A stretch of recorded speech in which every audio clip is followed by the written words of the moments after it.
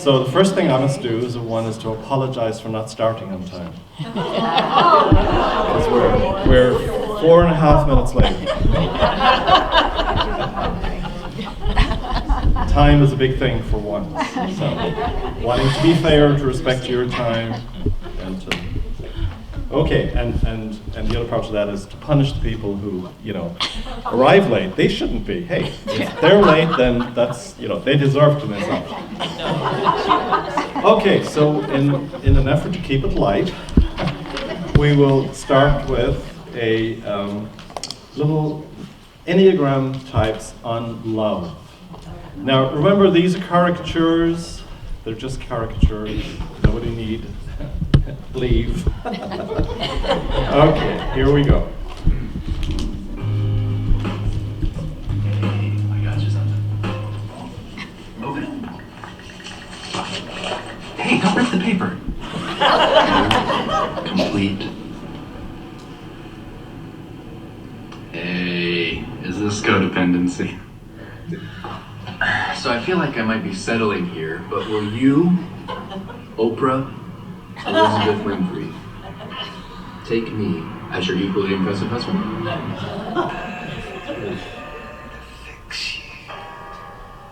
Can you turn the volume off? Sure. Here. Joanna, start it again? Yeah. Do you remember how 5 years ago you were saying that your favorite flowers are tiny, tiny daisies? Hey, I got you something. This is the one. Open it. Hey, don't rip the paper. You, complete. Hey, is this codependency? So I feel like I might be settling here, but will you, Oprah, Elizabeth Winfrey, take me as your equally impressive husband?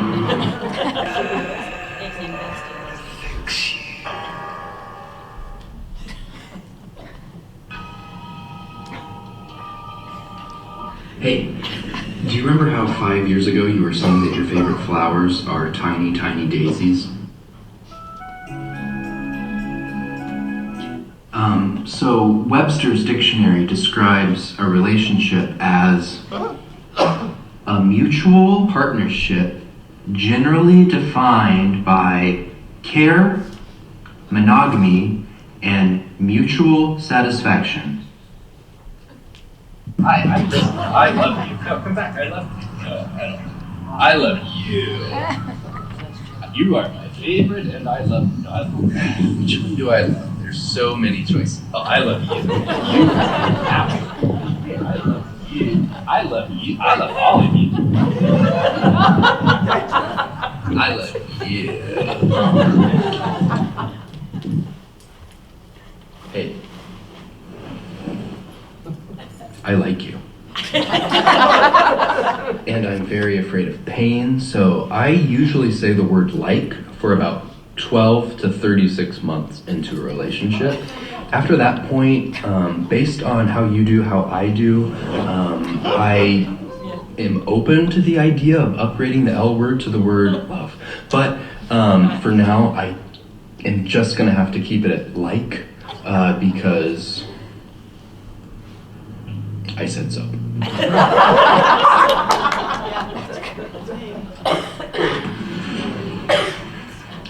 Oh, hi, what's up? Yeah, I do have feelings for you. But don't. Shh. Don't tell anyone.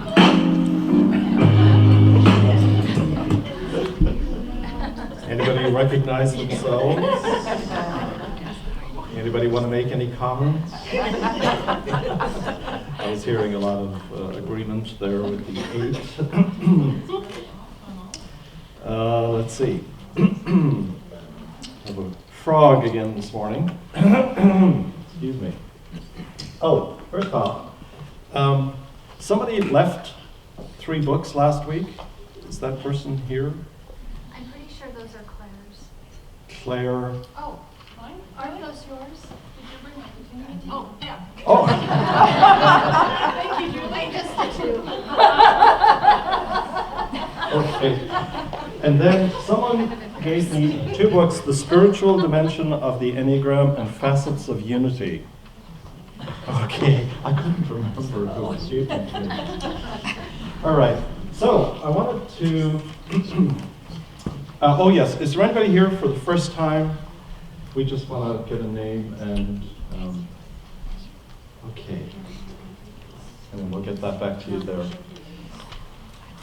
So last week we looked at the two personality, the two type, and just again to reiterate what we're doing, we're going through the 9 different personalities and types. We're just taking a look at each of those, and then when we get through all of that, we will then get into the real meat of the matter, which is about the spirituality behind the Enneagram, which isn't always taught. I just want to say some general points at this point, and that is that, you know, there's a lot of Jungian psychology in this. 2 concepts that we want to kind of keep in mind are the true self and the false self. So in one sense, what we're doing now is exploring the false self. We're exploring the personality, which is, again, something that comes from a perception, whether it's true or false, that we had as a child, that we were missing something or not given something. And then we developed a strategy to get whatever that something was. And that becomes then this false trip that we're on most of our life until we wake up and realize that this is just a conditioning and that we're doing this to ourselves, and that it is an energy that once we start to become conscious of it, that then we can begin to release it, to mitigate it, to transmute it, transform it. And so that's the value of getting the information behind each one of these characters, so to speak.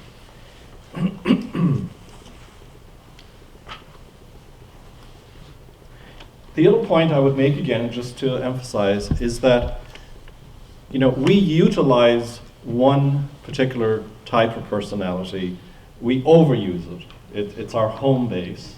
But we talked again about the fact that our wings come into play, and I saw a very interesting YouTube last night about the wings that I might want to run by you just to see what your take is, Wendy. And the wings also give us access to 2 more positions. And then we talk about the fact that there's another position then that we go to when we fall apart, when we go into crisis, and we utilize that strategy to try and get what we want. And then on the other hand, if we're in a really good place in life, then there's another point on this circle that we go to. So we're just keeping that in mind. So there's 5 right off the bat that we have familiarity with. But then I will also say that, you know, as you listen to the characteristics of all of them, you know that you do this too on occasion. And the point about that is that underneath all of this is the same essential true self that we all share. And so this is what Ken Wilber would call the growing up work. We're looking at the shadow, the unconscious stuff that drives us. And as we become aware of that, then we can begin to let go of those overused strategies that we've attempted to get what we want. And so there's a lot of movement. And so don't think of it as like this is pigeonholing you.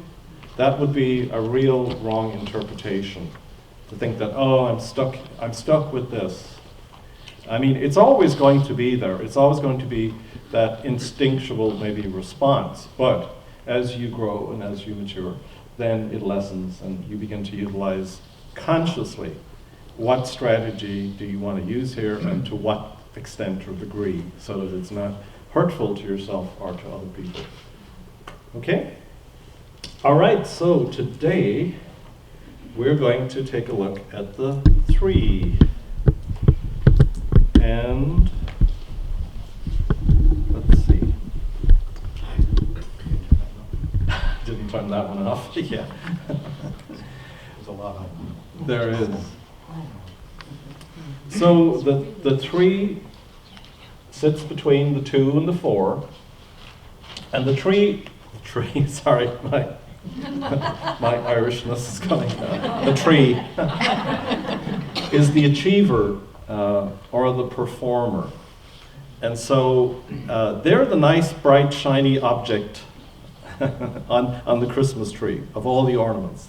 They kind of like sparkle and shine and want you to, they want to be seen. And they want to be seen for their success particularly. Their passion, this is the charged energy, can be deceit. They're projecting and identifying with an image of the winner, with what gains praise from others, rather than being in touch with their true self.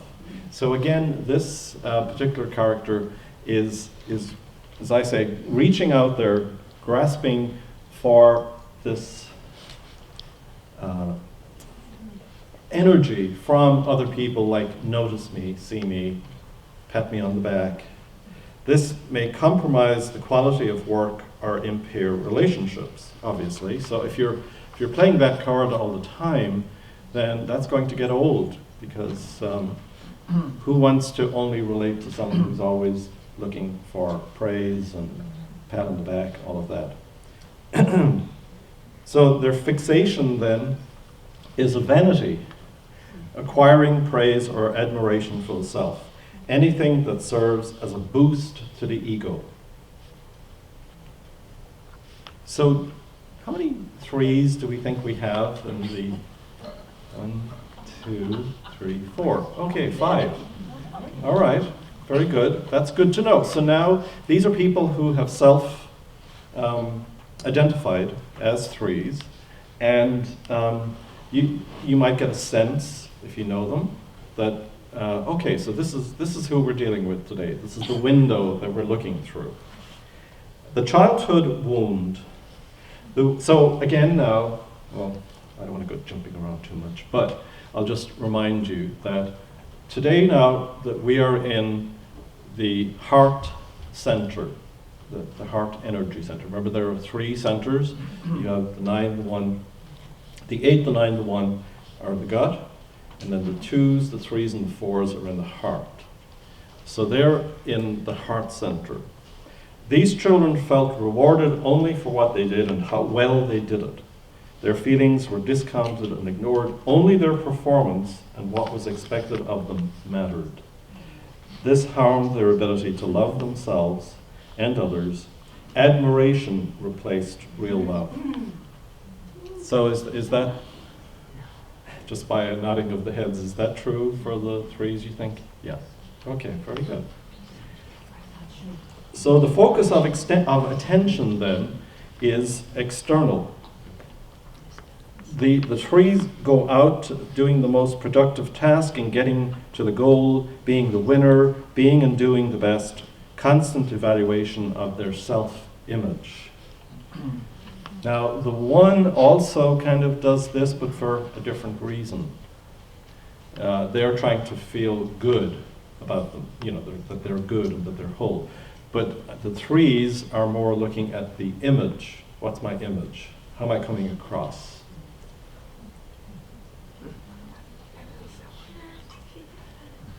Okay, they're part of the trio of characters on there, the 1s, the 3s, and the 5s that are looking for competency. It's about competency.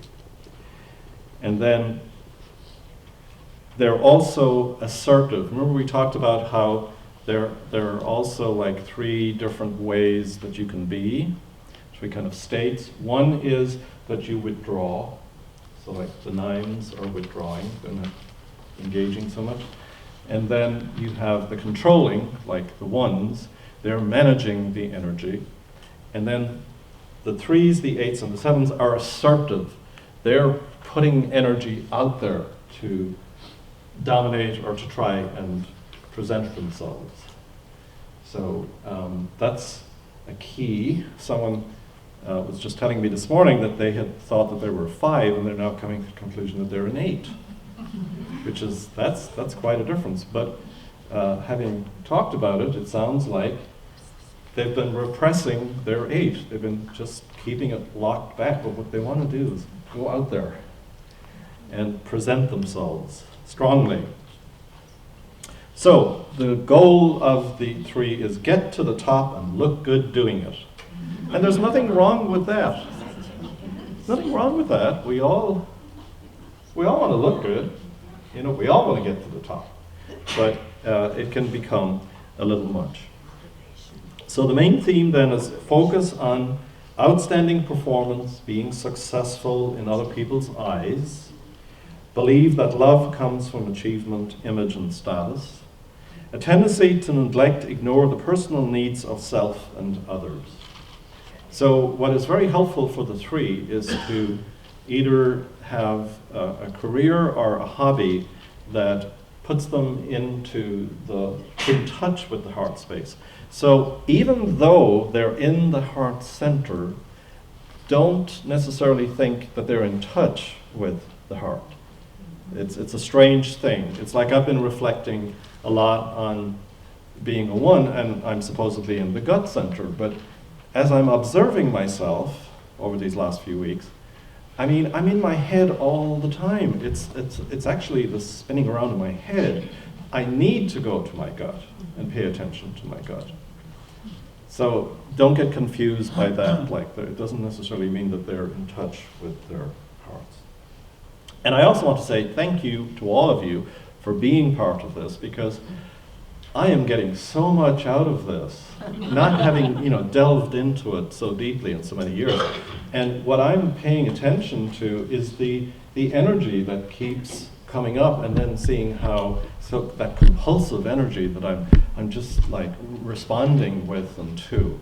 So just pay attention to the energy and the motivation. I keep saying that. Those tests aren't necessarily the best or great. Pay attention to the energy and the motivation. If you can tune into that, that will help you recognize your number. Let's see. Characteristics. They can be the type A personalities. So of course they're really hardworking, they get a lot done, they're driven, but then, we all know, especially in men, that those people tend to drop dead at 50, because it's too much foot on the gas all the time. Self-promoting, self-empowering, driven. Image, again, image is the dominant factor. High energy levels, always busy, always getting things done. And of course, the old saying that if you want to get something done, ask someone who's busy. Because they're organized, they're geared to get things done. So if you're on a committee or on a board, you want at least 1 3 on the board, and you want that person to be the president. And the treasurer, okay. So they're great for setting goals, and they energize and motivate people to work towards them. And they drag you along with them. So, it's like I'm supposed to get something done, and Claire calls me and says, have you got that done? Can you check that off the list? And it's like, oh my God, I gotta get to that. So, when you don't have motivation, they give you the motivation. Self-esteem comes from achievement, success, and productivity. And they can be very competitive. They want to win, often not good team players. Okay, haven't experienced that. They can be controllers, have difficulty letting go, wants to be the one in charge, the authority. Relationships may be springboards for personal, professional gain. So these are obviously many of the business people who are networking. Networking is a big thing for 3s, because that's how you achieve. That's how you go up the ladder. Chameleons, able to be whatever is necessary to avoid failure. So, always changing according to the circumstances, the temperature of the room, the people that you're with. And I imagine that's draining. If you're continually, shifting around, it's like that takes a lot of energy. You're always putting your finger on the pulse of what's needed so that you can be what's needed. You can be the one to respond. They can deny or avoid feelings. They get in the way of accomplishing, and that gets in the way of accomplishing a task. Explosive anger if blocked from a goal or if their image is attacked. So it's true to say that America is a 3 culture. It's very much about image, it's very much about success, about achievement. You know, that's sort of the overall cultural thing that has developed in the new world, that, you know, you left the old world to come here to redo yourself, to start over, to be a success. The American dream, that's very 3 energy. And so obviously a lot of business people are, a lot of actors, a lot of politicians. Bill Clinton, I think, would be a very good example of the 3. They look good, they sound good, and they're very attractive, very charismatic, and then not in touch with the dark side, and will go to a great extent to cover that up or to even deny it, that it's hard to get them sometimes to admit the truth. I did not have sex with that woman. Just define sex. But then there's okay, just saying. Yeah. Have difficulty in intimate relationships, often play at intimacy. Feel very stressed by demands for close emotional connection. Multitaskers, able to think about and do several things at once. So this is kind of a high energy. Although looking at, you know, the difference between some of the people who have put their hands up, there are also some who are a little more subdued. So again, we may find that that's due to the influence of the wings, like a 3 with a 4 wing will look different than a 3 with a 2 wing. Wendy? I just want to also make a comment about the subtypes, right, that have to do with Oh, these. I was going to have you come up and do that. So just on this comment about self-promoting, right, Mhm. that is the quintessential social 3. I knew I was a 3 for a long time, but I kept getting tripped up on the self-promoting because I am not a self-promoter. It was the hardest thing to do in my professional career until I discovered that with my particular instinctual subtype, which is around self-preservation, it was it's much easier for me to be behind the scenes getting things done, working with other people, and not talking about my success. In fact, it's cringeworthy of me. Right, so they say about the self-preservation 3, who's a countertype, and every group of types has its own. I'll tell you what, Wendy, why don't you come up? And I was going to, Okay. I was Unaccustomed going to, as I am I was to going to public wait speaking. to get. So why don't you May I? start with the subtypes to begin with? Subtypes. Yeah, so you can look. Okay, Oh, and introduce yourself. so my name is Wendy Heaton, and I was in Silicon Valley for many years and left my professional career about 4 years ago, but I got into the Enneagram almost 30 years ago. Is that almost 30 years ago? Oh, sorry. That better? There he goes. No, it's How are we doing now?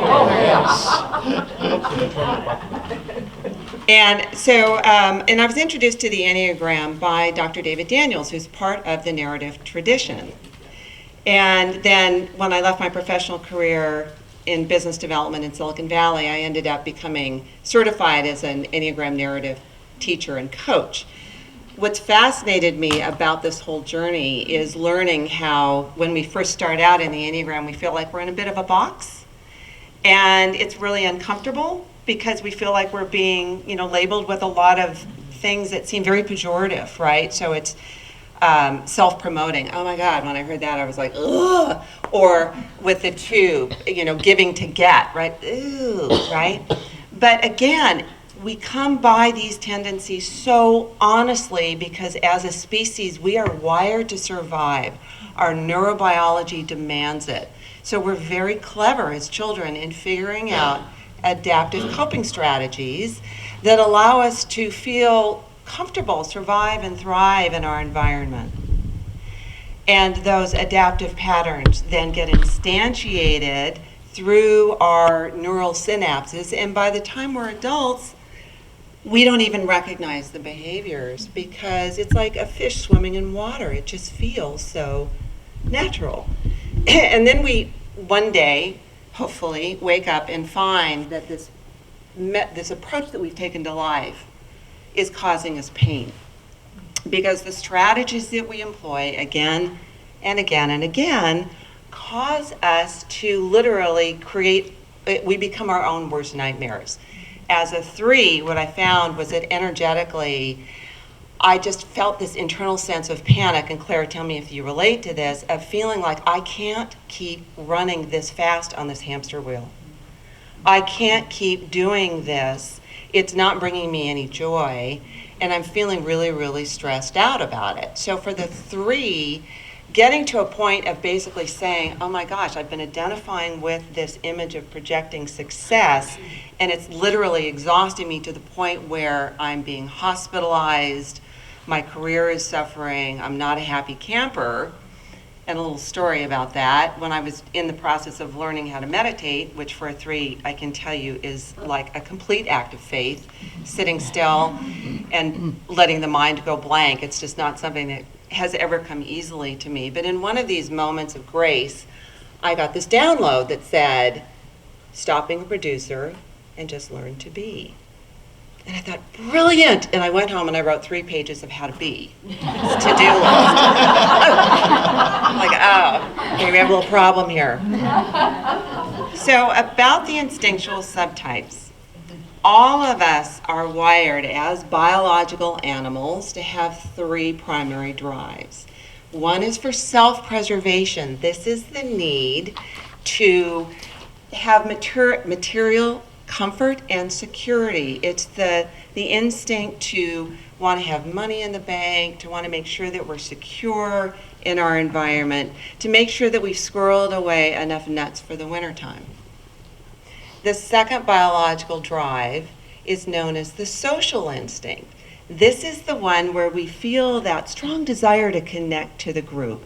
It's our community orientation. It's our position within the church. It's our position within our families and our community. And it's that sort of sense of hierarchy with where am I in the pack. But the primary, for people who have this dominant instinct, it's really wanting to be part of that group and part of that herd, where their sense of survival comes through staying very well connected to that group. Then the third instinctual drive is known in various systems as either sexual. I prefer 1-to-1 because to me there's both the sexual drive to procreate, but there's also, more importantly, that desire for deep connection to others. So as we think about these particular drives, all of us have all 3 drives. They are operative at all times, but one is always more dominant than the others. So in my case, my self-preservation drive is more dominant than the other 2.